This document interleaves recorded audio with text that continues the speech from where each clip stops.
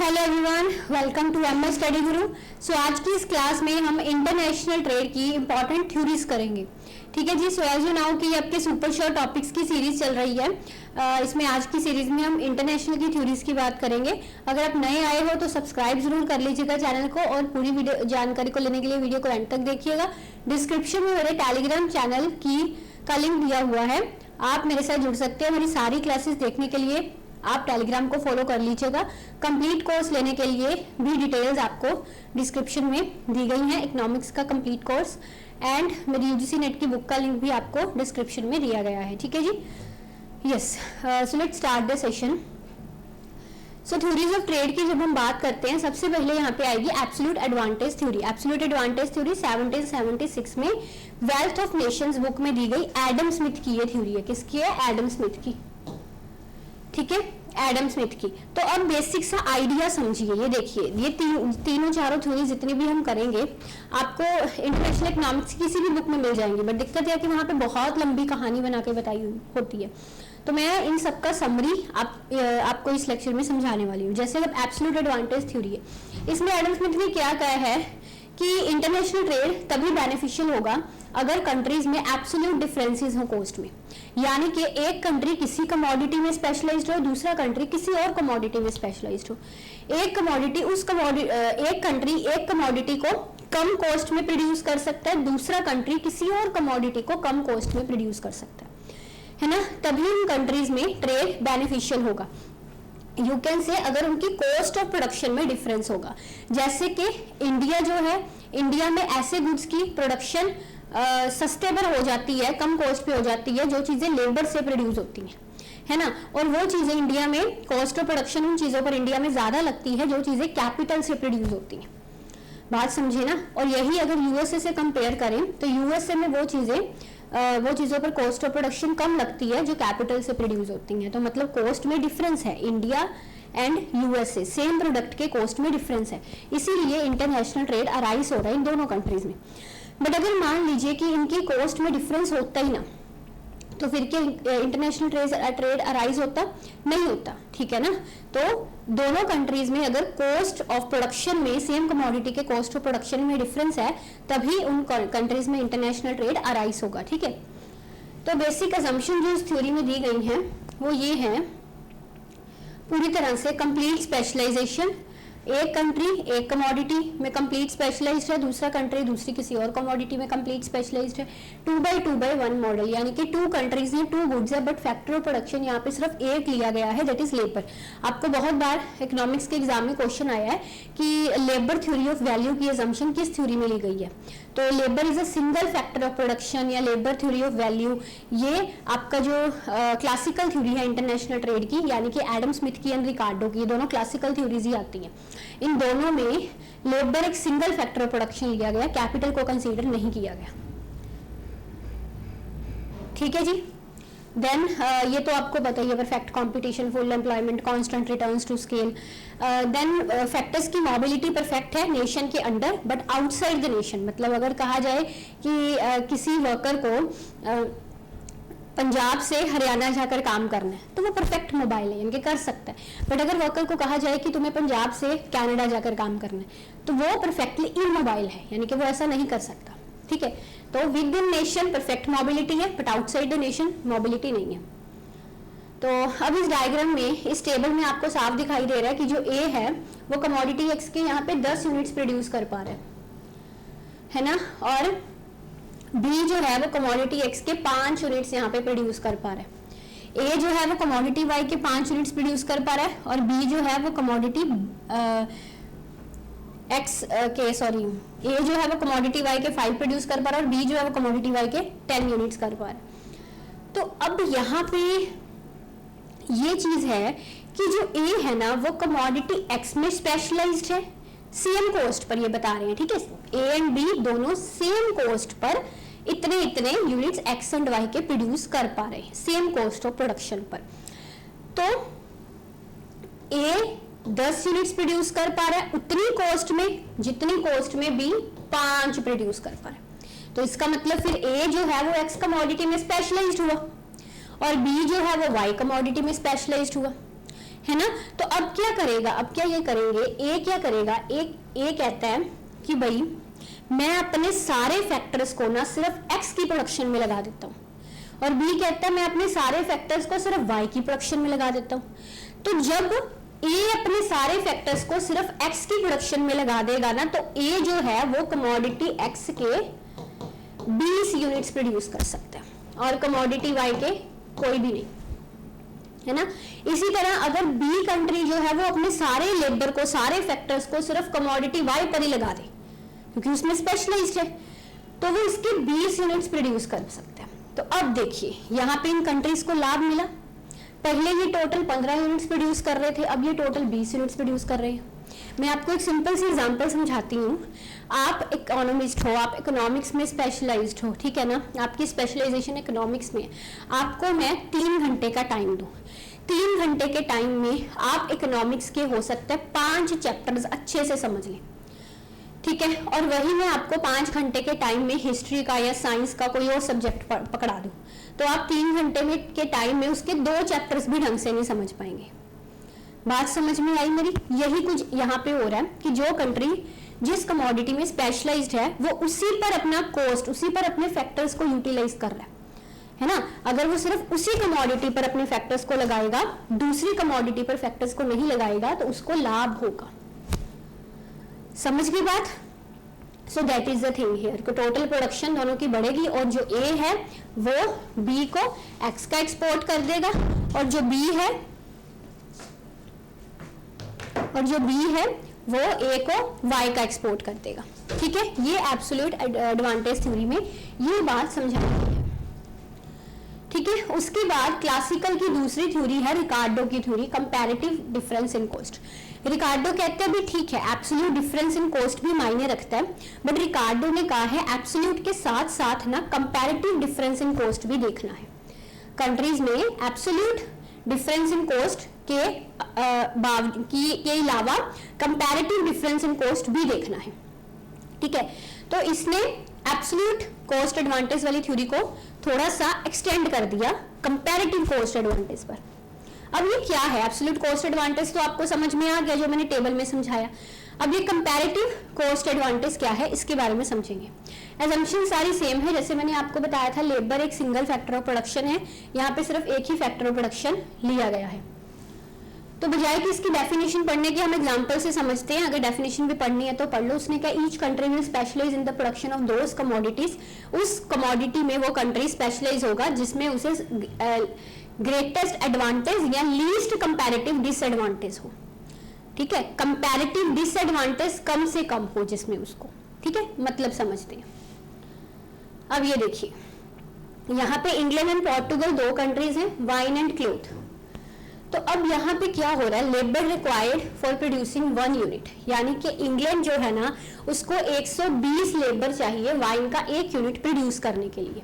पोर्टुगल जो है उसको 80 लेबर चाहिए वाइन का 1 यूनिट प्रोड्यूस करने के लिए।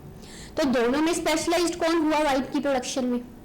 कौन हुआ? पोर्टुगल हुआ। ऑब्वियसली सी बात है, क्योंकि पोर्टुगल जो है वो कम लेबर से ज्यादा वाइन के यूनिट्स प्रोड्यूस कर रहा है, कम लेबर से 1 वाइन का यूनिट प्रोड्यूस कर रहा है ना।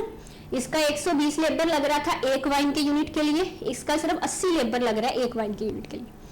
इसी तरह इंग्लैंड जो है, इंग्लैंड का क्लॉथ प्रोड्यूस करने में 100 लेबर लग रहा है, और पोर्टुगल का क्लॉथ प्रोड्यूस करने में, ये क्या हुआ, 1 मिनट, हाँ, पोर्टुगल का क्लॉथ प्रोड्यूस करने में 90 लेबर लग रहा है। तो यानी कि यहाँ वाइन एंड क्लॉथ इन दोनों कमोडिटीज की प्रोडक्शन में पोर्टुगल को एब्सोल्यूट एडवांटेज है। अब दिक्कत आ गई ना, एब्सोल्यूट एडवांटेज थ्योरी में ये कहा गया था कि जिस कंट्री को जिस कमोडिटी में एब्सोल्यूट एडवांटेज है वो कंट्री सिर्फ उसी का ट्रेड करेगा, उसी की प्रोडक्शन करेगा और उसको दूसरे कंट्रीज को एक्सपोर्ट करेगा। अब यहाँ पे ये प्रॉब्लम आ जाएगी कि अगर मैं इस कंसेप्ट को सिर्फ एब्सोल्यूट एडवांटेज थ्योरी के अकॉर्डिंगली देखूं, तो जो पोर्टुगल है उसको वाइन एंड क्लॉथ दोनों में एब्सोल्यूट एडवांटेज हो रहा है, दोनों में ही उसको एब्सोल्यूट एडवांटेज हो रहा है। तो फिर वो कौन सी कमोडिटी इंग्लैंड को एक्सपोर्ट करेगा और कौन सी कमोडिटी इंग्लैंड से मंगवाएगा, बताइए, है ना। इसी चीज का सॉल्यूशन कंपैरेटिव कॉस्ट एडवांटेज में दिया गया। कंपैरेटिव कॉस्ट एडवांटेज में कहा कि एब्सोल्यूट कॉस्ट के साथ साथ हमको कंपैरेटिव कॉस्ट भी देखनी है। अब कंपैरेटिवली आप देखिए कंपैरेटिवली अगर मैं देखूं इंग्लैंड, तो इंग्लैंड जो है ना वाइन के मुकाबले क्लॉथ में ज्यादा स्पेशलाइज्ड है, और पोर्टुगल जो है वो क्लॉथ के मुकाबले वाइन में ज्यादा स्पेशलाइज्ड है। This is your comparative advantage. England wine के मुकाबले क्लॉथ में ज्यादा स्पेशलाइज्ड है क्योंकि उसमें कम लेबर लग रहा है, और जो पोर्टुगल है वो क्लॉथ के मुकाबले वाइन में ज्यादा स्पेशलाइज्ड है क्योंकि उस पर उसका कम लेबर लग रहा है। तो बस अब पोर्टुगल सिर्फ वाइन की प्रोडक्शन करेगा और एक्सपोर्ट करेगा वाइन को इंग्लैंड को, और जो इंग्लैंड है वो यहाँ पे क्लॉथ की प्रोडक्शन करेगा और एक्सपोर्ट करेगा क्लॉथ को पोर्टुगल को। ठीक है, एट द सेम टाइम जो पोर्टुगल है वो इंग्लैंड से क्लॉथ को इंपोर्ट करेगा, एंड जो इंग्लैंड है वो पोर्टुगल से वाइन को इंपोर्ट करेगा। आगे बात समझ में? So this is your comparative cost advantage theory. ठीक है, अच्छा आगे देखिए, ये आपका जो अपॉर्चुनिटी कॉस्ट थ्योरी, इस इनके इकोनॉमिस्ट के नाम और इनकी डेट्स याद रखना बहुत इंपॉर्टेंट है। क्रोनोलॉजी याद रखना, एग्जाम में डायरेक्ट पूछी जाती है इनकी क्रोनोलॉजी, और इनका मैचिंग पूछा जाता है कौन सी थ्योरी किसने दी है। अब जो अपॉर्चुनिटी कॉस्ट थ्योरी है ना, इसमें क्या है देखिए, इसका कंसेप्ट यहां से समझिए। यहाँ पे कंसेप्ट समझिए पहले, यूएस एंड यूके दो कंट्रीज हैं। अपॉर्चुनिटी कॉस्ट में ये है कि जिस कंट्री का जिस कमोडिटी को प्रोड्यूस करने में सैक्रिफाइस कम लग रहा है वो कंट्री इस कमोडिटी की प्रोडक्शन में ज्यादा स्पेशलाइज्ड है। ठीक है, समझ गए बात? That is a thing. So US जो है ना उसको 1 यूनिट वाई का प्रोड्यूस करने के लिए 1.5 यूनिट बी के सैक्रिफाइस करने पड़ेंगे, और यूके जो है उसको 1 यूनिट ए का प्रोड्यूस करने के लिए 2 यूनिट्स बी के सैक्रिफाइस करने पड़ेंगे। तो मैंने क्या कहा? मैंने कहा कि जो कंट्री सैक्रिफाइस कम कर रहा है किसी कमोडिटी की प्रोडक्शन में वो उस कमोडिटी में स्पेशलाइज्ड है। ठीक है ना? अब यूएसए का सैक्रिफाइस यहाँ पे कम लग रहा था, है ना? यूएसए को ए का 1 यूनिट प्रोड्यूस करने के लिए सिर्फ 1.5 यूनिट सैक्रिफाइस करने पड़ रहे हैं बी के, जबकि यूके को 2 यूनिट्स बी के सैक्रिफाइस करने पड़ रहे हैं। यानी कि यूएस जो है वो ए कमोडिटी का प्रोडक्शन करेगा और यूके को एक्सपोर्ट करेगा। बात समझे? एंड वाइस वर्सा, जिस कमोडिटी में यूके की कम कॉस्ट लग रही होगी उस कमोडिटी को अपॉर्चुनिटी कॉस्ट कम लग रही होगी, जिस कमोडिटी में यूके की उस कमोडिटी को यूके प्रोड्यूस करेगा और यूएस को बेचेगा। समझ गए बात को? ठीक है, so this is a basic फंडा बिहाइंड दिस थ्योरी। अगला आता है आपका मॉडर्न थ्योरी ऑफ ट्रेड, जिसको हम फैक्टर प्रपोर्शन थ्योरी या फैक्टर एंडोमेंट थ्योरी भी बोलते हैं। ठीक है, so modern theory of trade को क्या क्या नामों से जानते हैं? Factor proportion theory, factor endowment theory या हेक्सर-ओलिन थ्योरी। देखिए ये 2 थ्योरीज हैं। एक होती है आपकी फैक्टर प्राइस इक्वलाइजेशन थ्योरम, ये वाला, ये समल्सन का है। अगर आ जाए एग्जाम में फैक्टर प्राइस इक्वलाइजेशन थ्योरम किसका? ये समल्सन का है, 1948 वाला। ठीक है, बट अगर आ जाए कि फैक्टर प्रपोर्शन थ्योरी या फैक्टर एंडोमेंट थ्योरी क्या है या मॉडर्न थ्योरी, वो हेक्सर-ओलिन की है। ठीक है, तो अब इस थ्योरी के बारे में समझिए। सो हेक्सर-ओलिन ने क्या कहा यहाँ पे? इसमें उसने हेक्सर-ओलिन एक सिंपल सा फंडा बताया भी, जिस कंट्री में लेबर ज्यादा है, ठीक है, वो कंट्री लेबर इंटेंसिव गुड्स का प्रोडक्शन करेगा और उन गुड्स को दूसरे कंट्री को एक्सपोर्ट करेगा। ठीक है, और जिस कंट्री में कैपिटल ज्यादा है, कैपिटल सस्ता है और कैपिटल ज्यादा भी है, वो कंट्री कैपिटल इंटेंसिव गुड्स का प्रोडक्शन करेगा और दूसरे कंट्री को एक्सपोर्ट करेगा। ठीक है, तो अब हेक्सर-ओलिन के मॉडल में ना यहाँ पे 2/2/2 यानी कि यहाँ पे 2 फैक्टर्स लिए गए हैं, कैपिटल एंड लेबर। जैसे पहले मॉडल्स में सिर्फ 1 लिया गया था, इसमें 2 लिए गए हैं। ठीक है, तो अब इसके 2 कंसेप्ट समझिए हेक्सर-ओलिन मॉडल के, factor intensity and factor abundance वाला। तो इसने 2 कंसेप्ट दिए। फैक्टर इंटेंसिटी का मतलब क्या है? Relative pricing of labour in nation 1 will be. Factor intensity का यहाँ पे मतलब है कि अगर ए कंट्री में लेबर सस्ती है कैपिटल के मुकाबले, ठीक है, तो वो कंट्री लेबर इंटेंसिव गुड्स का प्रोडक्शन करेगा, और अगर बी कंट्री में कैपिटल सस्ती है लेबर के मुकाबले तो वो कैपिटल इंटेंसिव गुड्स का एक्सपोर्ट करेगा।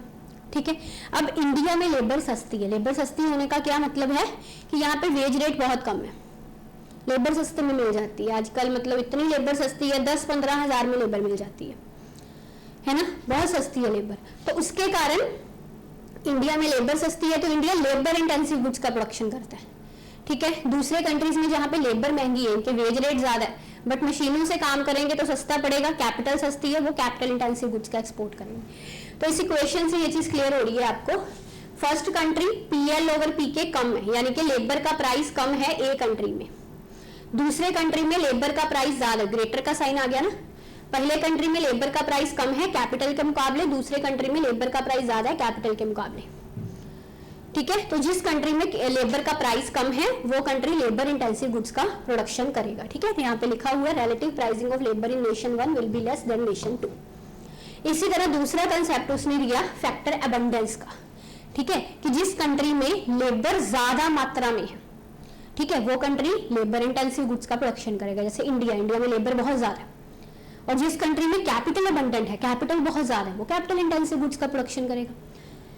इस वन कंट्री में लेबर ज्यादा है कैपिटल के मुकाबले, और सेकंड कंट्री में लेबर कम है कैपिटल के मुकाबले, यानी कि ए कंट्री जो है वो कैपिटल अबंडेंट कंट्री है।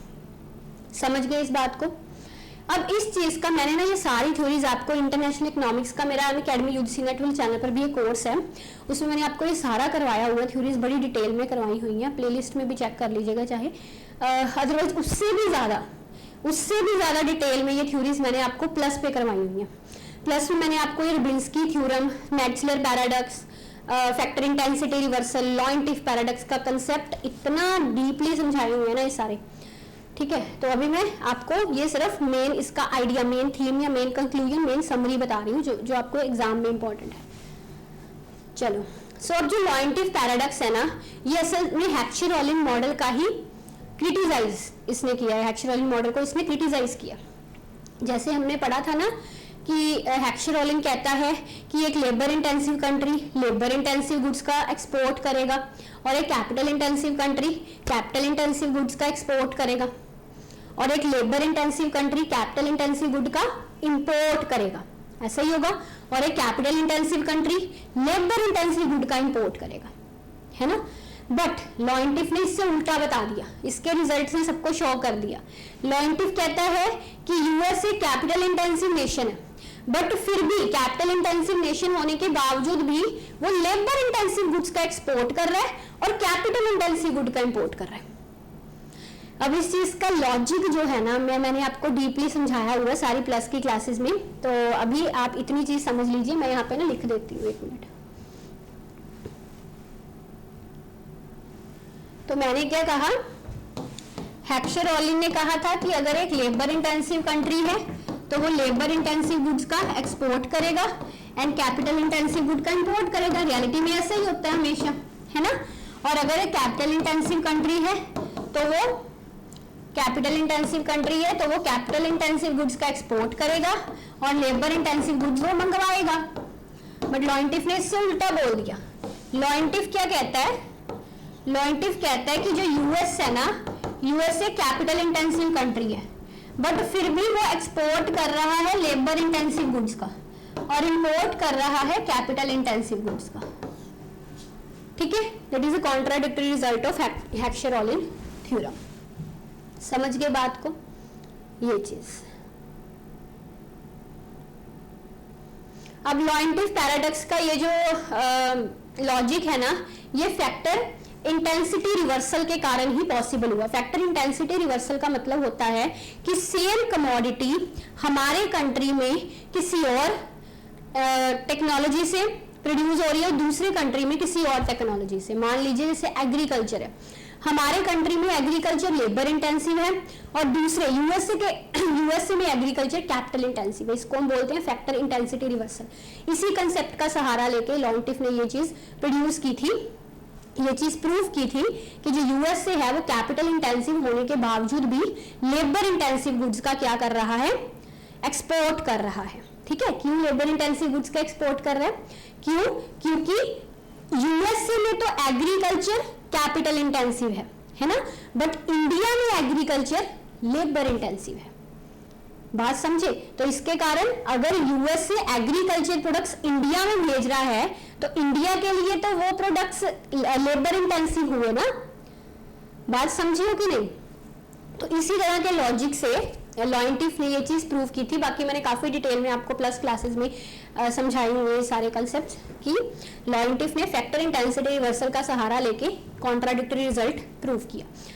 अब जो आपका हेक्सरॉलिन मॉडल है ना, उसने फैक्टर इंटेंसिटी रिवर्सल नहीं एज्यूम किया था। कहीं भी पूछा जाए क्या हेक्सरॉलिन थ्योरम में फैक्टर इंटेंसिटी रिवर्सल उसने कहा इसको अप्रूव किया, नहीं। हेक्सरॉलिन ने फैक्टर इंटेंसिटी रिवर्सल नहीं प्रूव किया था। उसने कहा था कि सेम है, मतलब अगर हमारे कंट्री में जो भी प्रोडक्ट लेबर इंटेंसिव से प्रोड्यूस हो रहा है, दूसरे कंट्री में भी वो लेबर इंटेंसिव से प्रोड्यूस हो रहा है। उसने फैक्टर इंटेंसिटी रिवर्सल का सहारा नहीं लिया था, है ना, इसका सहारा लॉयंटिफ ने लिया। ये चीजें याद रखना,